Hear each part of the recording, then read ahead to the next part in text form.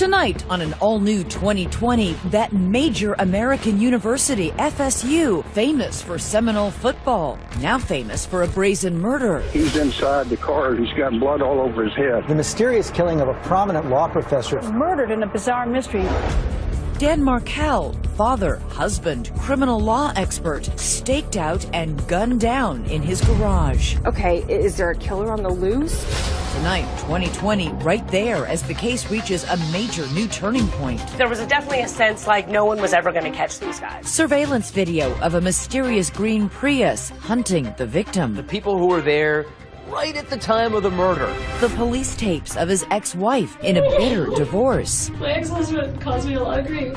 I would never do something like that. But would the dead man's in-laws? He said, I looked into hiring a hitman and it was cheaper to get you this TV. Their hobby is hating Danny. They hated Danny, really. They hate Danny.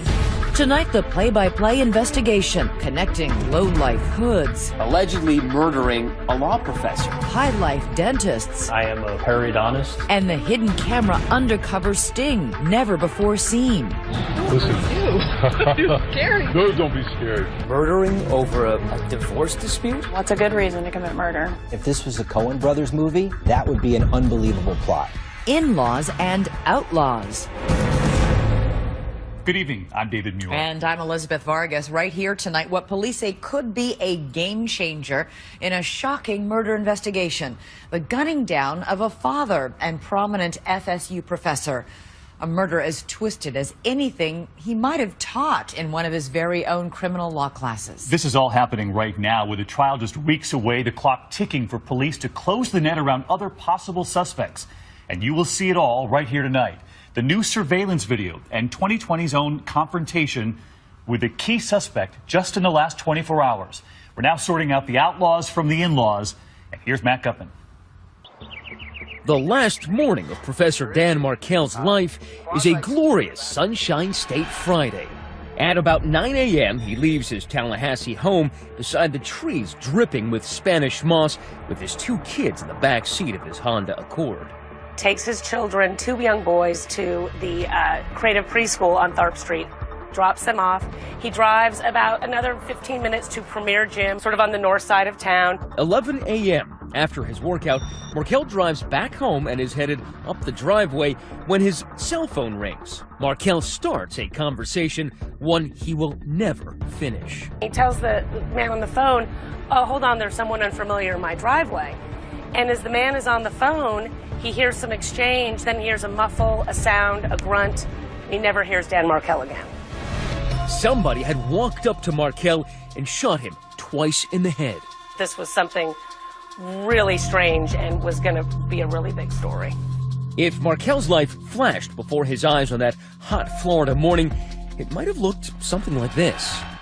The precocious son of a prominent Toronto family, Markel earned degrees from Harvard and Cambridge before landing a job as a criminal law professor at Florida State University. He's extraordinary. He was a gifted young man. Gifted. Donald Wider, former dean of the FSU Law School, says the intense and driven Markel was a superstar. Our second speaker is Dan Markel.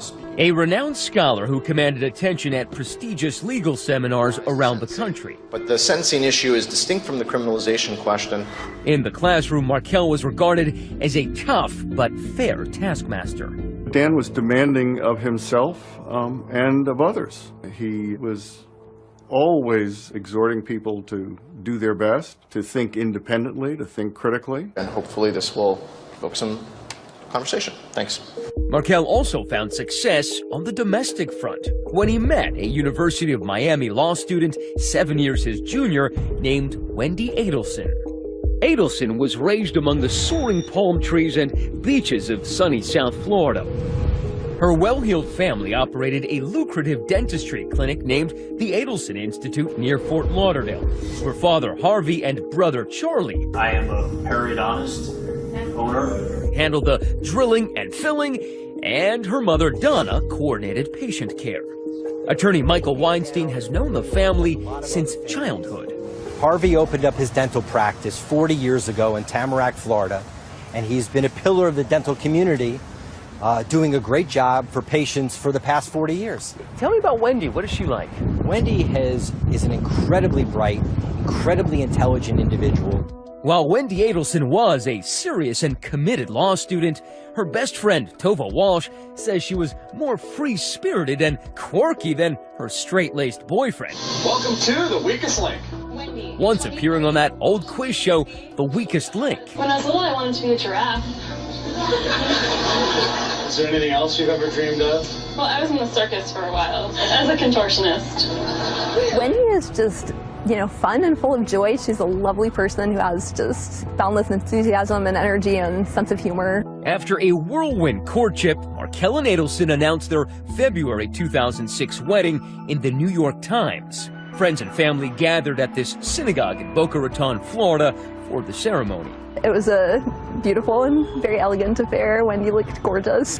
Dan's friends and Wendy's friends were all there and celebrating with them. The newlyweds settled in Tallahassee, where Wendy also got a job at FSU as a clinical law professor specializing in human trafficking issues. We had 2 previous clinics, and this is the 3rd one coming on board. I think she did a great job. Very poised, capable, professional, competent, articulate. Life seemed blessed for the 2 lawyers in love, especially after the arrival of 2 children. To their many friends in the Tallahassee area, like Alex and Maya Greenberg, it seemed like Dan and Wendy had it all. We went to dinner once at their house, and we left kind of going like, almost oh my feeling God, inadequate. like because they were dancing and singing and happy, and they're just very affectionate. I mean, they called each other the Bears. Mr. Bear was Danny and Yeah. Mrs. Bear was Wendy, and that was their thing. Despite the lovey-dovey front, it turns out Wendy's passion for Papa Bear Dan had long ago gone into hibernation. In this podcast she later recorded, Wendy laid bare her feelings for her overachieving husband. Thought I could cheat the system and marry a man I lacked passionate love for. Our marriage dissolved after the children arrived, as the loneliness of being married to someone that didn't view me as an equal crept in. Despite her own impressive career, Wendy says that Dan was constantly belittling her achievements, refusing to even read her passion project, a novel she wrote. I mean, he didn't like fiction, so why read my novel? It was logic, not a lack of love. Then, in September 2012, after a business trip, Markel returns to Tallahassee to find a most extreme home makeover. Much of the furniture and belongings gone. The kids also gone. One of the few things Wendy did leave behind, a crib mattress on the floor with divorce papers on top. New York law professor Ethan Lieb was a close friend of Markel. This was quite stunning to him. Even in his wildest imagination, he doesn't think that this is going to happen, and he doesn't think this is going to happen this quickly. Dan tried to reconcile with Wendy, but then the former contortionist added this new twist. A motion to move the kids 450 miles away to her parents' home in South Florida. And that was a turning point. I think that flipped a switch in it, because then he felt like, okay, I need to fight for me now. I think he went from, at that point, frustration to a little bit angry. Dan successfully fought the relocation, but now the gloves were off. In colorfully worded briefs, he attacked Wendy for the Pearl Harbor-style separation and her Visigoth-like sacking of the marital home. Then, in March 2014, Markel launched an offensive on another front, the mother-in-law. In court papers, he demanded that Donna, Wendy's mom, stop having unsupervised visits with his kids after they told him, "Grandma says you're stupid," and "Grandma says she hates you." Yet in this emotional wasteland, new romance found room to bloom. Wendy started dating a fellow FSU professor named Jeffrey Lacasse. And Dan also found a new legal eagle to be his romantic co-counsel, a prominent New York law professor. And I said, "You have a girlfriend now? You're having fun in life again? You're smiling a lot. You have to start celebrating those things and walk away from this negativity." And he walked away from that conversation saying, "You're right." But on July 18th, right after his morning workout on that beautiful summer's day, he'll be shot down in his driveway. His next-door neighbor calling 911. His driver's side window is shattered, and he's battered and can't answer. He's inside, the car is running, and he's got blood all over his head. He's not responding to me. When we come back, Markel's ex-wife is the first person police bring in. She's all tears and fears. So I understand why I wouldn't be the person you would think would do something. When 2020 returns.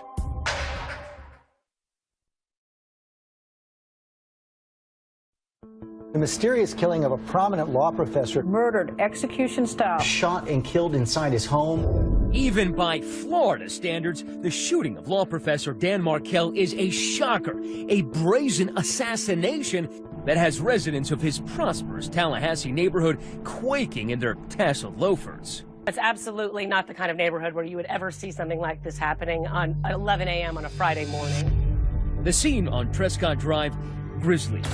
Markel shot twice in the head, breathing, but barely alive. So far, there are no good leads. He was shot in his quiet Benton Hills neighborhood. It would seem like this broad daylight shooting, and whoever had done it was gone. Markel is rushed to a local hospital. The cops soon locate ex-wife Wendy Adelson, who is still living in Tallahassee. They take her into this interview room where they tell her what happened. There was a shooting at your ex-husband's home. Daniel, all right, has been taken to the hospital. He's not going to survive. Oh my God. Okay.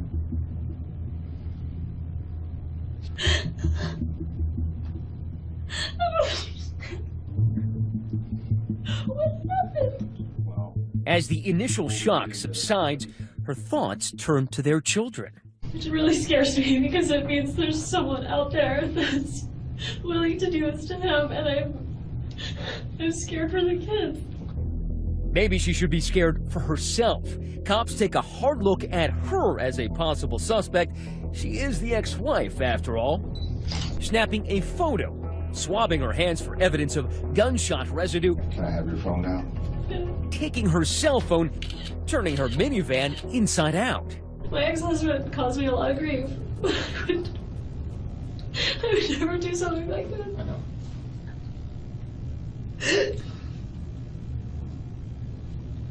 And it's good. So I understand why I wouldn't be the person you would think would do something, but... Well, we have to work just as hard to eliminate people. It's fine. I want to figure out... Adelson tells police she was at home in the morning waiting for a TV repairman, then went out to buy a bottle of booze for a party. After that, she met some friends for lunch. Police, meanwhile, find no evidence of a break-in at the Markel home. Somebody, for some reason, wanted Dan Markel dead, but who? Right after the shooting, police didn't have much to go on, but they did get one lead. The neighbor who called 911 from that house told them that he saw a light-colored car that looked like a Prius back out of the driveway and head down the road. You said there was another vehicle that you saw driving away? Yes, and it left the scene rapidly. It looked sort of like a Prius. Tallahassee police quickly begin a door-to-door search for any sign of the car on security cameras. 5 days later, they get a hit, releasing this grainy photo of a Prius. Now in Tallahassee, you know, a Prius and Subarus are a dime a dozen. So, I mean, there are an awful lot of Priuses around here. While investigators hunt for that eco-friendly vehicle of interest, they are also digging into every aspect of Markel's life. We thought maybe it could have been a disgruntled former student. It could have been someone who disagreed with his ideas. Nervous faculty at FSU wonder, could his death be tied to the campus? They just thought, my God, this happened to one of us, and another one of us might be next. I walked out of my office one Sunday, but next to me was a metallic green Toyota Prius, and I confess that sent a shiver up my spine. About 15 hours after he is shot, Dan Markel is pronounced dead. The devastating news spreads quickly. I shot up from bed. I was shocked, devastated. I literally could not comprehend that that had happened to him. His many friends and family gather to grieve the loss of this young father and brilliant legal scholar. Because Dan directly touched so many people, it was extremely painful. Do you know anybody that would have a beef against your ex-husband? Back at police headquarters on the day of the shooting, it seemed Wendy Adelson was off the hook, and she and the investigator engaged in talk of who done it. Who would do this? I don't know. That's why you're here, and that's why we're talking. She proceeded to tell police about that FSU professor, Jeffrey Lacasse, the other man in her life who she lately had had a falling out with. He didn't like Danny because Danny hurt me. She said Lacasse, who you might have noticed bears a striking likeness to Markel, was no fan of her ex. I see why he's a good suspect. It's like, what if it's Jeff? Like, when I did this by asking for some time away from him, I made him crazy. 2 nights later, police asked Lacasse to come down to the station. Your name did come up because you were associated at some point with Wendy. Of course. Without hesitation, the professor professes his affection for his former flame. I was in love with this girl, man, so it's hard. She really has this charisma and this sexuality, and so, you know, you throw yourself in front of a bus for this girl. And you've never had any kind of physical contact with Danny? No. I was surprised you guys didn't call me earlier, though, because I probably said 100 times in public that I like to kick his ass, because he kept, like, really making Wendy suffer and things like that. Right. But no, I would never. I'm a professor, and I'm not going to do anything like that. No. He tells cops he was hundreds of miles away at the time of the murder. I stayed at a really crappy Days Inn, maybe 20 miles south of Atlanta. Lacasse's story checks out, but he's not done talking. In fact, far from it. I have something I want to tell you, but I want it off there. I'm more concerned about my safety with what I'm going to tell you. Danny Markel just got killed, and I don't want to be next. I'm sorry if that sounds paranoid, but I do have some ideas. Over the course of 3 lengthy interviews, he paints a portrait of profound Adelson family dysfunction. The whole family's real weird. Something's up with this family. He tells police they should focus not on Wendy, but on her parents and her brother Charlie, who run the family dentistry business in South Florida, and had come to think of Dan Markel as a stubborn obstacle to Wendy's happiness. The family desperately wants her back in South Florida. Mother, father, and she has a brother. They hate Danny in a way I've never seen. This kind of obsession. Like their hobby is hating Danny. If I can just say, I would be investigating Charlie Adelson. No, I don't know if he did this. If you're looking at somebody, don't miss him. Soon, police discover Lacasse isn't the only one raising concerns about Wendy's family. They hated Danny, really. They hate Danny. Markel's friends, Alex and Maya Greenberg, tell police all about Dan's troubles with his in-laws. I think they were mean. I mean, to do some of the stuff that they did during this divorce with Danny is just not reasonable. Even Wendy Adelson herself acknowledges her parents' hatred for Markel. My parents have more reason to dislike Danny than almost anyone else. He hurt their daughter. They're very angry with him. But even my family, who felt like I had been mistreated, would never do something like this. Never. And for all the talk of Wendy's family, they were nowhere near Tallahassee on the day of Markel's murder. The cops are laser focused on tracking down that mysterious green hybrid, and for many months, the case goes cold. All that we knew was that he had been shot in his garage, that there was a Prius-like vehicle that was seen leaving the scene, and that was it. Coming up.